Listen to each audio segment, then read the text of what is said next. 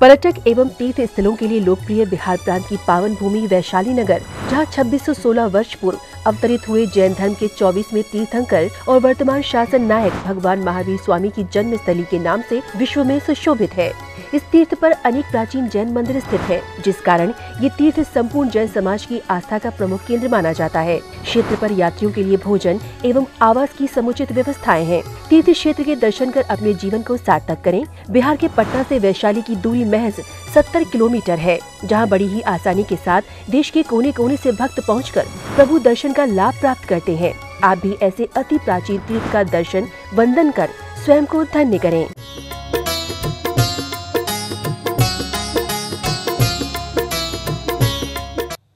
ओम नमः, ओम नमः, ओम नमः।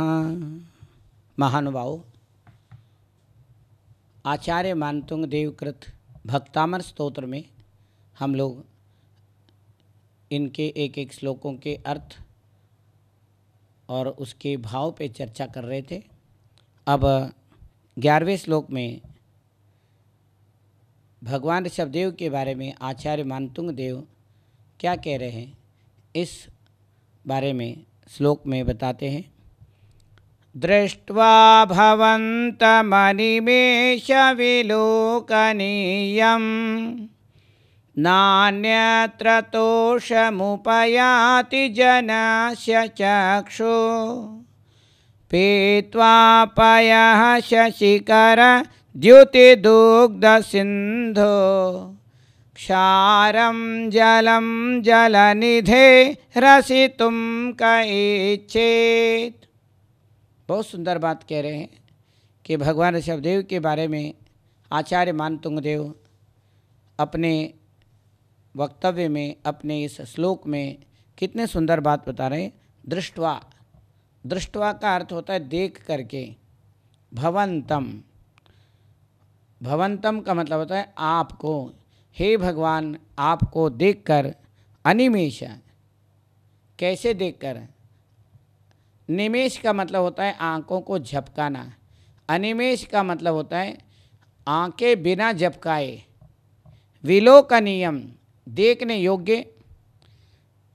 आपको बिना आँख झपकाए निरंतर देखने से नान्यत्र तोषम, न अन्यत्र तोषम, अन्यत्र संतोष को प्राप्त नहीं करता है। उपयाति यानी प्राप्त नहीं करता है, अर्थात न अन्यत्र नान्यत्र तोषम उपयाति, अन्य जगह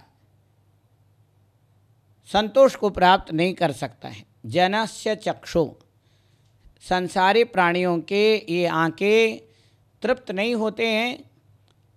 क्या क्या देख लेते हैं आँखों से, संसार के सारे चीज़ें, दुनिया भर के चीज़ें देख लेते हैं, परंतु उसमें बेचैनी बनी रहती है। परंतु जब भगवान के, ऋषभदेव के परम दिव्य मूर्ति को देखते हैं, उनके दर्शन कर लेते हैं, उनको देखने मात्र से अन्य कहीं जगह में, किसी भी जगह में भी ये आँखों के सुकून जो है नहीं मिलता है। नान्यत्र तोष मुपयाति जनस्य चक्षु, जब भगवान को देख लेते हैं तो वहाँ से मन नहीं हटता है। नाम तिहारा तारणहारा, कब तेरा दर्शन होगा, तेरी प्रतिमा इतनी सुंदर, तू कितना सुंदर होगा।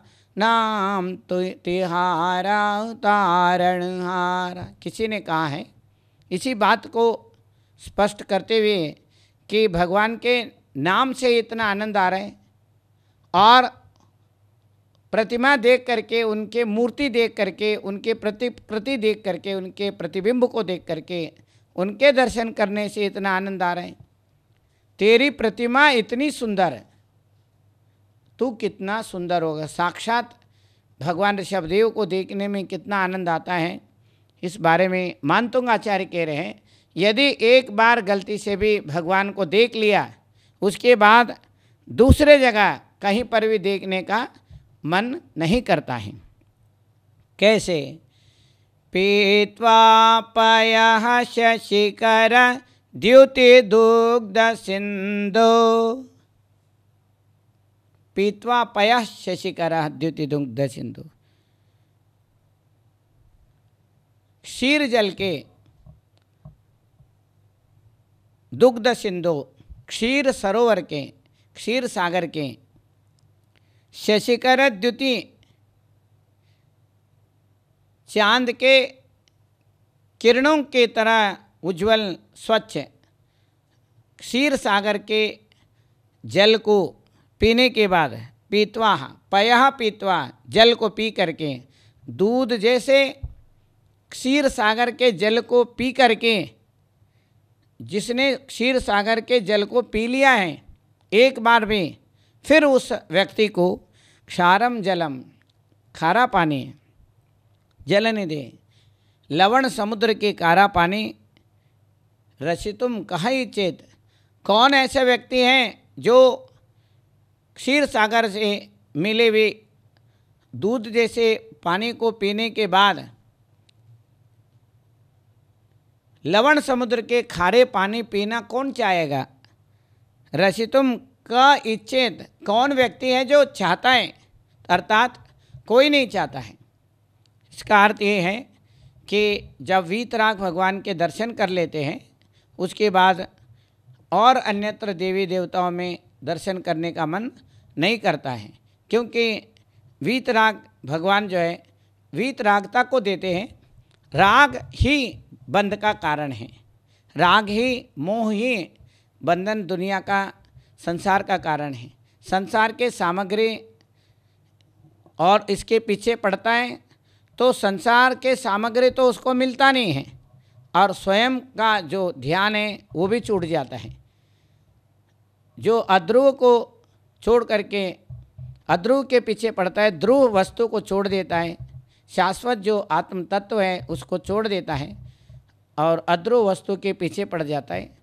अध्रुव वस्तु उसके अपने ही नष्ट हो जाते, और ध्रुव वस्तु तो नष्ट है ही, छोड़ ही रखा है उसने। आत्मा शाश्वत है, जीव शाश्वत है, उसको छोड़ करके मन और शरीर और रुपया पैसे बाहरी चीज़ों के पीछे दौड़ता है, तो ये यहीं मिला हुआ है और यहीं समाप्त होगा। यदि एक बार भी उस व्यक्ति को असली दूध का ज्ञान हो जाए तो नकली दूध अपने आप ही छूट जाता है। तो महानुभाव, असली और नकली की बात है। जब वास्तविकता का ज्ञान हो जाता है, रियलिटी का ज्ञान हो जाता है, तो फिर जो वास्तविकता नहीं है, जो सत्य नहीं है, जो क्षण क्षण में नाशवान है, जो हमारे हाथ से छूटने वाला है, वो वस्तु उसको रुचिकर नहीं लगता है। रहना तो उसी के अंदर ही, उसके साथ में ही है, उसके बीच में ही है, फिर भी वो उसमें रहते हुए भी उस आत्म तत्व के ज्ञान के, आध्यात्म के अमरत्व का जो ज्ञान है, मानतुंगाचार्य ने जो दिया है, भक्त अमर, दो शब्द दिए शुरू में। अमर का मतलब देव है। देव जब तक उनका उम्र है तब तक अमर है। उम्र के कारण अमर बताया जाता है, क्योंकि लंबी उम्र पाते हैं इसलिए अमर बताते हैं। वास्तव में देव भी अमर नहीं है। इस बात को मानतुंग आचार्य बहुत भली भांति इसको आध्यात्मिक तरीके से बताया कि हर जीव, हर भक्त अमर है। भक्त अमर, भक्त को अमर बना देने वाला ये स्तोत्र, भक्तामर स्तोत्र, हर काव्य में और हर शब्द शब्द मंत्र हैं। ऐसे कोई अक्षर नहीं है जो मंत्र नहीं हो, ऐसे कोई जड़ी बूटी नहीं है जो दवाई नहीं हो, ऐसे कोई वनस्पति नहीं है जो दवाई नहीं है। हर वनस्पति दवाई है और हर अक्षर अक्षर, शब्द शब्द मंत्र है। तो इसमें आचार्य मानतुंग देव कितने सुंदर बात बता रहे हैं। दृष्ट्वा भवन्तमनिमेष विलोकनीयं नान्यत्र तोषमुपयाति जनस्य चक्षु पीत्वा पय शशिकर द्युतिदुग्ध सिंधु क्षारम जलम जलनिधे रसितुम कैचेत। तो ये सारे पहले लाइन में बताया दृष्ट्वा भवंतम अनिमेष विलोकनीयम, दूसरे में बताया नान्यत्र तोषम उपयाति जनस्य चक्षु। पहले लाइन में ये बताया दृष्ट्वा भवंतम, आपको देख करके एक टक देखने के बाद आपको देखने योग्य आपके मुख कमल को देख के अन्यत्र मन नहीं लगता है, और ये लोगों के जो आंखें जो है संतोष को प्राप्त नहीं कर सकते हैं। और आगे बता रहे हैं पीत्वा पय शशिकर द्युतिदुग्ध सिंधु, चांद के चांदनी की तरह शुभ्र स्वच्छ निर्मल उस क्षीर सागर के जल को पीने के बाद क्षारम जलम जलनिधे रसितुम कैचेत, खारे पानी को, लवण समुद्र के खारे पानी को कौन ऐसे पीना चाहेगा। और उसके स्मेल से, उसके कलर से, उसके देखने से, उसको हाथ में लेने मात्र से ही ज्ञान हो जाता है ये खारा है। समुद्र के पानी खारा होता है और समुद्र में नहाने के बाद दोबारा सही साफ़ सुथरे पानी से नहाना पड़ता है, क्योंकि साफ़ सुथरा और स्वच्छ पानी की ज़रूरत तब भी पड़ती है। महानुभाव, आचार्य मानतुंग द्वारा ये इतना सुंदर गिफ्ट मिला, एक उपहार है। मानतुंग देव भक्तामर स्तोत्र के, भक्ति काव्य के अमर गायक, इतना सुंदर अमर बनाने वाले ये स्तोत्र को रचना कर एक बहुत बड़ा उपकार किया। भक्ति के, ये भक्ति योग के एक आदर्श काव्य हैं। अब हम आगे के श्लोक की तरफ चलेंगे। 12वें श्लोक में आचार्य मानतुंग देव क्या कह रहे हैं, बहुत सुंदर बात कह रहे हैं। यहाँ तो ऐसे वैज्ञानिक बात की चर्चा कर रहे हैं मानतुंग आचार्य कि भगवान के वो दिव्य शरीर कैसे बना और उसकी क्या महत्ता है, और उसके परमाणु के बारे में चर्चा कर दी। तो ये तो ज्ञान विज्ञान से भरा हुआ है। जैन धर्म के शास्त्र जो है बहुत सुंदर तरीके से इसमें वर्णन कर रहे हैं, और ये एक एक परमाणु की चर्चा करके आचार्य मानतुंग देव ने आदिनाथ भगवान के छोटे छोटे एक एक परमाणु के रग रग की बात कर दी, नस नस की बात कर दी, और उससे भी ज़्यादा गहरे बातें कर रहे हैं कि किस तरीके से परमाणुओं से भगवान का शरीर बना है और वो कितने परमाणु थे, और भगवान में ऐसे गुण क्यों आए, कैसे आए। स्वयं जीने के साथ, स्वयं के कल्याण के साथ विश्व कल्याण के लिए इतने बड़े विचार करने वाले, दया प्रेम वात्सल्य भाव और हर प्राणी के लिए हर चीज़ को देने वाले आदि ब्रह्मा, इसलिए आदिनाथ भगवान को बताया। और ईसाई ग्रंथों में भी एडम के नाम से बाइबल में आता है, और आदिम एडम और आदिनाथ, ऋषभनाथ, तो इस तरीके से सभी धर्म दर्शनों में भगवान ऋषभदेव का नाम लोगों ने प्रकारांतर से लिए हैं। तो अब आगे के श्लोक में बता रहे हैं, ये शांतरागरुचिभिः परमाणुभिस्त्वं निर्मापितस्त्रिभुवने कललामभूत तावन्त एव खलु ते प्रणवः पृथिव्यां यत्ते समानमपरं नहीं रूपमस्ति। बहुत सुंदर बात बता रहे हैं।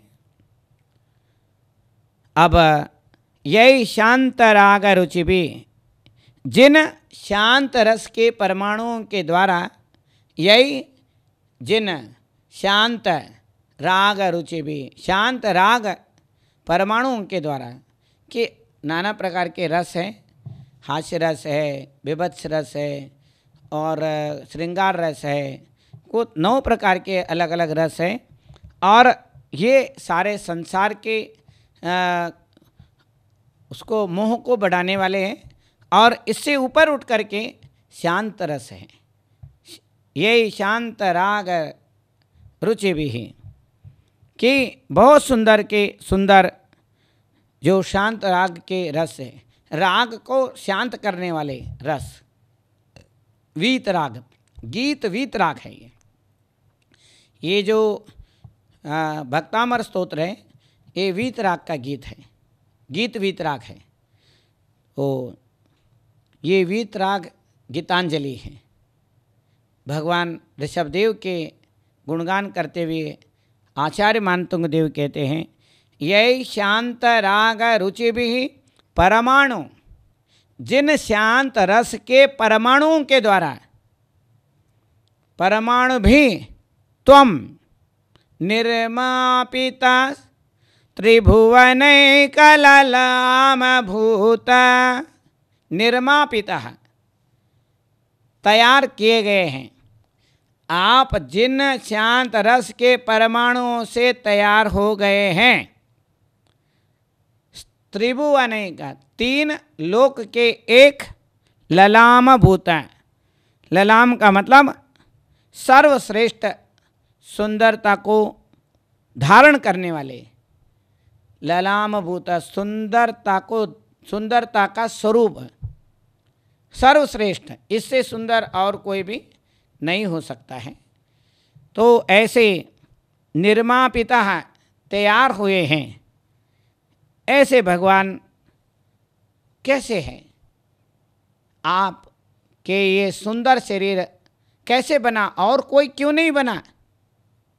इसके लिए मानतुंग आचार्य कहते हैं, तावंत एव खलु ते प्रणवः पृथिव्याम, वो जो अणु थे, वो जो परमाणु थे, वो कितने थे? तावंत एव, उतने ही परमाणु थे जितने से आपका शरीर बना। जिन परमाणुओं से आपका शरीर बना वे परमाणु उतने ही थे, इसलिए एक ही रूप बन सके, दूसरा स्वरूप नहीं बन सका। यत्ते समानम परम नहि रूपमस्ति, इसलिए अन्य कोई स्वरूप, यत्ते समानम अपरम, दूसरा रूप इस विश्व में उस समय नहीं हो पाया।